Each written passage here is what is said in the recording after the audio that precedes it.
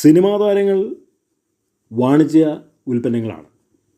അവരേറ്റവും കൂടുതൽ വരുമാനം അവർക്ക് കിട്ടുന്നത് സിനിമയിൽ നിന്നാണ്, അതായത് ശമ്പളമായിട്ട്. പക്ഷേ സിനിമ എപ്പോഴും ഇല്ല.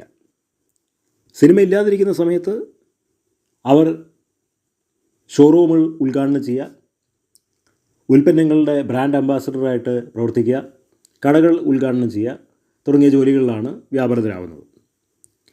പല ഉൽപ്പന്നങ്ങളുടെയും സേവനങ്ങളുടെയൊക്കെ ബ്രാൻഡ് അംബാസഡേഴ്സായിട്ട് ഇവരിയ്ക്കുന്നുമുണ്ട്. അതിലൂടെയൊക്കെ അവർക്ക് കോടികൾ കിട്ടുന്നുണ്ട്. ഇപ്പോൾ നമ്മൾ കാണുന്ന ഈ ഒരു പോസ്റ്ററിൽ നടി ഹണി റോസിനോട് നടൻ ബാബുരാജ് ചോദിക്കുന്ന ഒരു ചോദ്യമാണ്, ഒരു മാസം എത്ര കട ഉദ്ഘാടനം ചെയ്യും?